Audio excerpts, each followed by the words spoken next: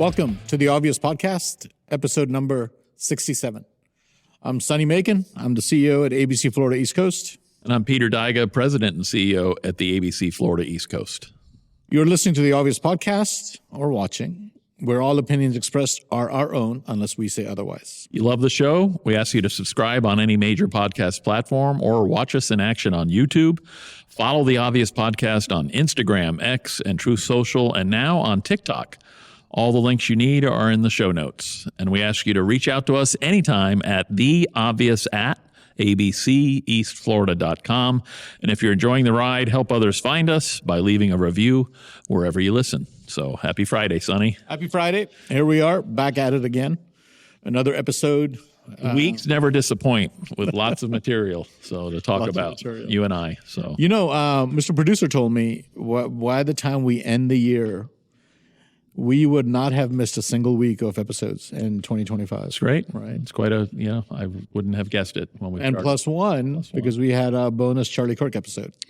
Yeah. Which got a lot of audience, right? Like a lot of people saw that. So that was very, very proud of this show and what this team has accomplished.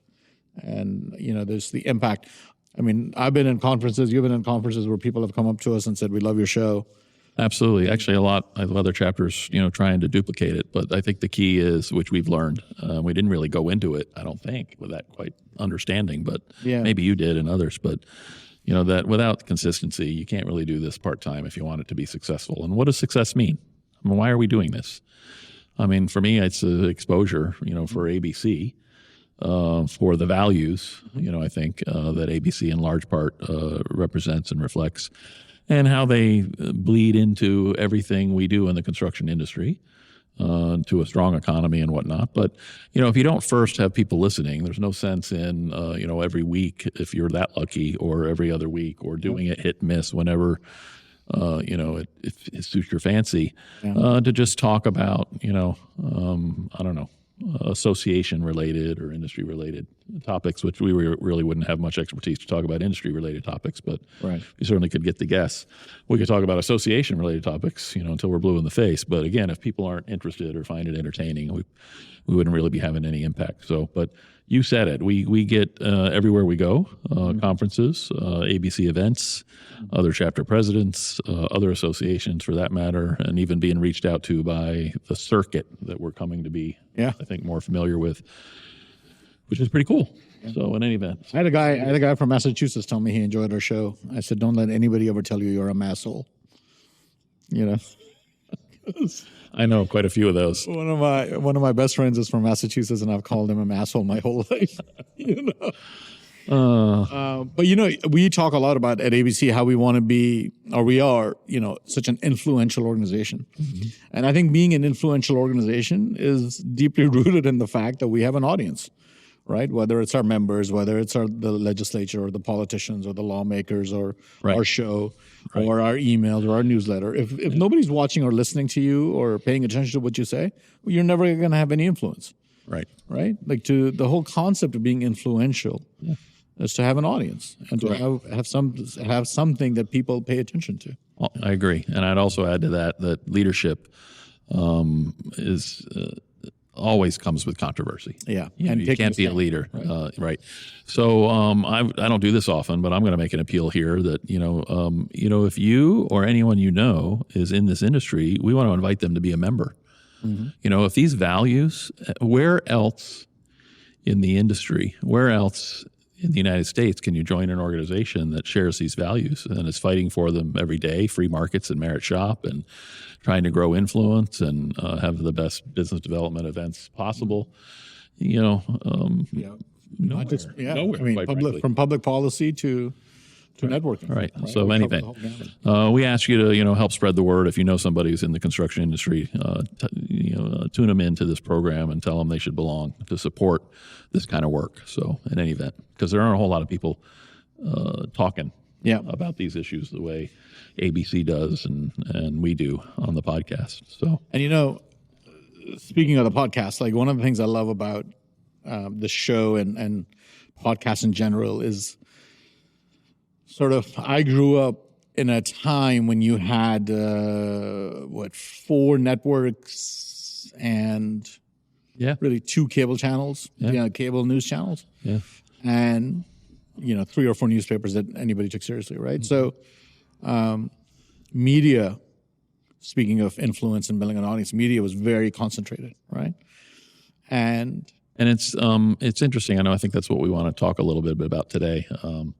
But you don't hate the media enough. You don't hate the media. The interesting thing is during that period, and I'm a little older than you, so in my period, it was pretty much what the 3 networks you would get over the airwaves. There was no cable. Maybe later on in my teen years, cable started to be, and there was maybe less controversy surrounding the one-sidedness and opinionatedness and bias of the media then, because you didn't know any better. I don't think that's the irony. It's like it's only because of the expansion of options that you come to realize nothing has really changed. Those media outlets were always had an agenda. Yeah.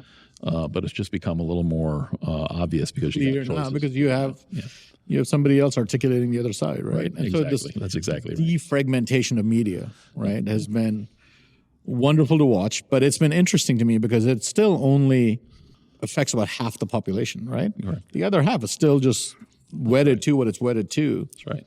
What we call mainstream media. The vast majority of this country is still just whatever the airwaves they can get over.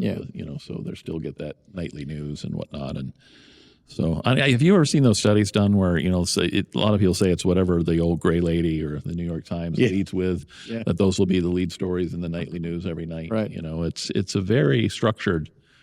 You used to be called conspiracy theorists if you thought, well, somebody's just given the marching orders and then it's going out. But you've seen the memes or the video clips of certain words at certain times and conversations being used over and over and over across, and it's like that's not coincidence. It's not coincidence. But my dad would come home when I was young, and he would come home from work, and I grew up in the Central Time Zone, so 5:30 he would put on Peter Jennings, and he would watch, and he would just accept, and we would not just him, we would all accept that was the news, and there was no other point of view. They were a little more mild. They were mild. They weren't like loony leftists the way they are now, but you just accepted it. Like that's the news. This is the guy. He's a serious newsman, and he's telling you what's happening in the world, and it is what it is. And there was no other point of view to it. So that's the world I grew up in. That's the world kind of my parents were, and you kind of get to this point today, and you are just like, and I get it. It's too fragmented. There's too many sources. I don't personally think there's too many sources. I think you just have to be a little bit more sophisticated in how you consume it, the sources you trust. Yep. And I taught this to my kids when they were growing up. I was like, look, everybody has a point of view. Just understand their point of view, right? So if you're watching the BBC and they're covering the Israel Arab conflict, just realize the BBC will always take the Arab side because they have a massive Muslim population in England. And they're not going to represent the Jewish perspective. It's just accept it, right? You'll have to go look at the Jerusalem Times if you want to get their perspective on what's happening, right? You'll get their view. And you can accept whatever view you want to accept, but just know that somebody is coming at you from a point of view. And as long as you know that, you can consume whatever news you want, knowing there's a perspective involved. So what's the latest, reason why we don't hate the media? So what made me want to talk about that in this episode, do you remember a few weeks ago there was a video released by the astronaut married to the Senator Kelly? What's his name? Kelly something? I thought it was Mark Kelly. No. Mark Kelly? I think it was Mark Kelly. I don't know. It's one of the Kellys. Yeah, the former astronaut. Yeah, former astronaut, senator from Arizona. Him. Who ends up, again, they always run as moderates, but man, they're loony left. This guy basically, Anyway. He's a veteran. He's an astronaut. You would think if there's anybody who's going to be a moderate, it'll be this guy. And I don't know if it's just really his perspective, his worldview, or it's politics, and he knows he needs the base to win, so he's going to appeal to the base. So I think a lot of it, quite frankly, is they rely on the media. Exactly. If we actually had a fair and balanced media that most Americans listen to, they would not get away with half of They would not. Yeah. So, I mean, I think they know that they can rely on that so they can say and do stupid things. Right. And that the media will just get behind them. Like, this is totally legitimate, and totally makes sense. And, it's the smartest thing since sliced bread. But, Well, so they put out this video. Remember him and that lady from Michigan put out a video about don't obey illegal orders. Right. Right. Mm-hmm. And Trump got mad and called him. It's basically a psyops. I mean, she was a former CIA, I think, officer or employee or something, and a lot of people have talked about how this is exactly how, psyops works. You're out there kind of wink, wink. You don't have to obey illegal orders. You're not saying what the illegal orders are. In fact, in the subsequent weeks, I think a lot of people, to their credit, even in the more lamestream media, or legacy media, was pushed them a little bit on like what, for example, what are you talking about? Exactly, like it came out of nowhere. Right? Like what illegal orders? You can't just throw that out there and be like what, And so you're getting a little pushback until I think this week or recent weeks.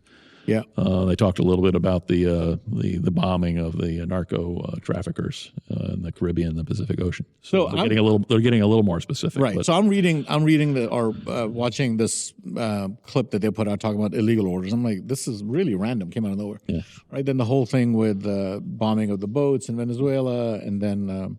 Not so random, by the way. I don't know if you saw an interview of somebody that was invited to be part of it that didn't get to. Because he was interviewed and he said, well, I got the script too late. Really? The script. Yeah. I mean, so this wasn't necessarily random. This is wow. Everything is very, So then I found the article I was looking for. Then I'm reading an article by, it's actually a op-ed piece in the Wall Street Journal. What outlet did it run? Wall Street Journal. It was a Wall Street Journal article. A guy named Matthew Hennessy, who I don't know anything about. Because the Wall Street Journal's changed a lot over the years. Well, yeah. Anyway, so this is.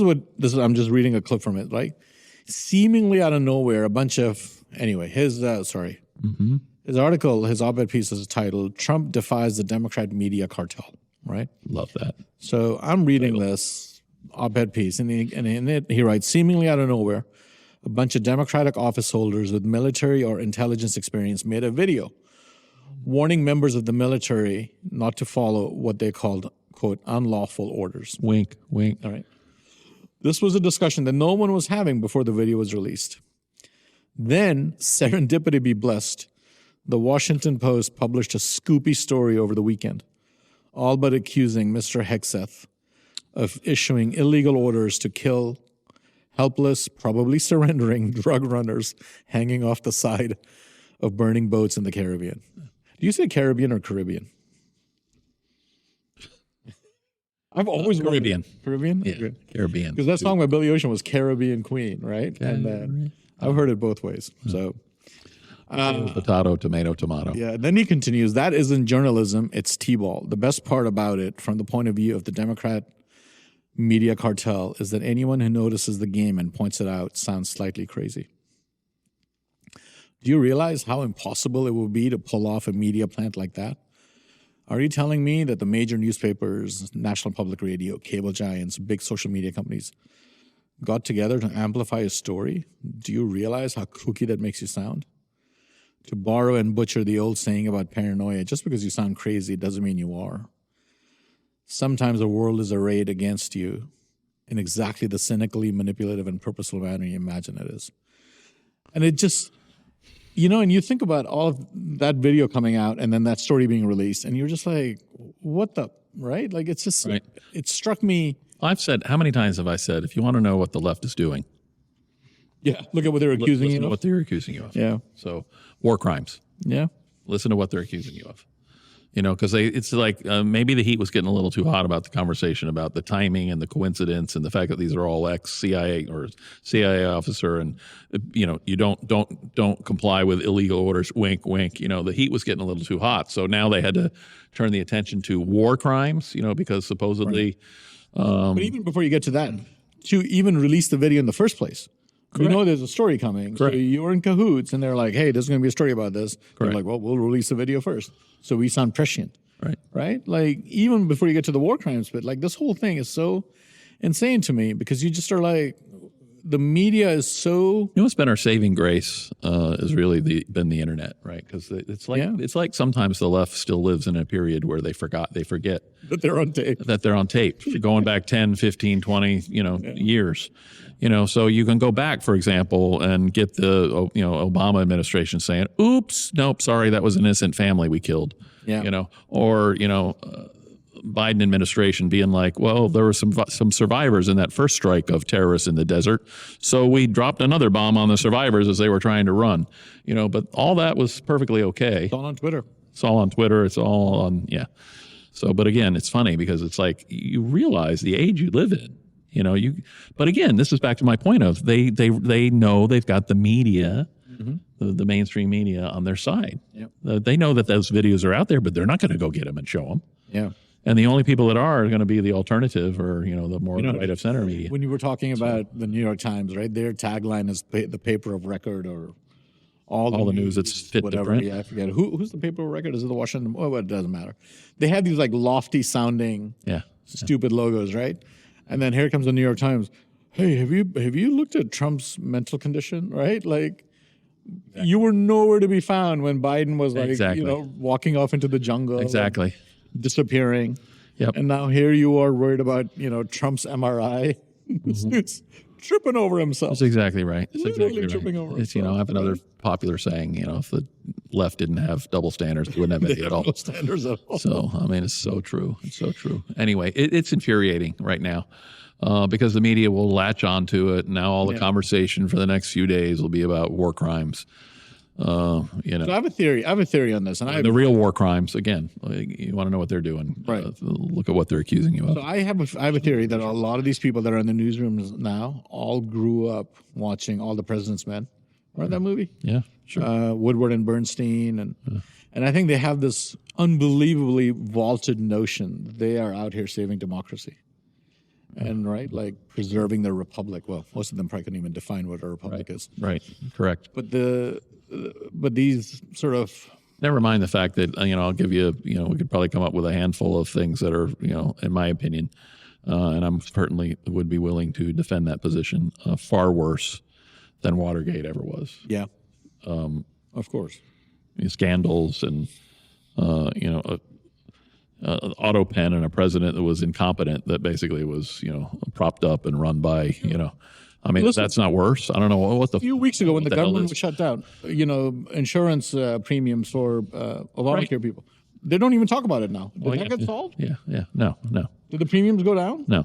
I just don't know about this. They don't even like to talk about the fact that what it was, which was subsidies for Obamacare. Subsidies. What the hell do you need subsidies for?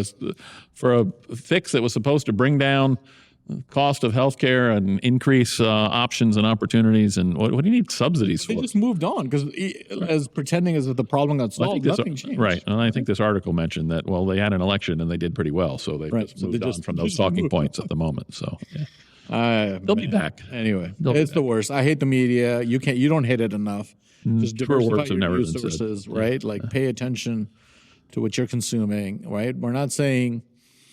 Don't watch, mainstream. Watch it. Of course. I mean, I watch MSNBC. I watch CNN. I read the Wall Street Journal, the New York Times, New York Post. But you I would make one point. You should make an effort to diversify your consumption. But I'm going to say this: that takes a special effort to get right of center news. Yeah, exactly. It doesn't really take much of an effort to get left of center news because pretty much anything you listen to is going to be that. So you really gotta work to try to get an alternate, than the mainstream take, if you will, on a lot of these issues. So that's the part that you really got to work at. You really got to ask yourself, what's the position that this normal mainstream source is coming from, and where can I get an alternate, and expose yourself to that alternate point of view. So. And I would recommend the Reason magazine. I'm a big fan of Reason as well. So check that out. If you have questions, call or email us, theobvious@abceastflorida.com. Yeah. Email us the next time you're reading something and you get mad at the media, because if you're not paying attention. So, and who knows, maybe your email will be the subject of a future podcast. There you go. All right. Well, thank you for joining us. Enjoy your weekend, and we will see you next Friday. All right. Ciao.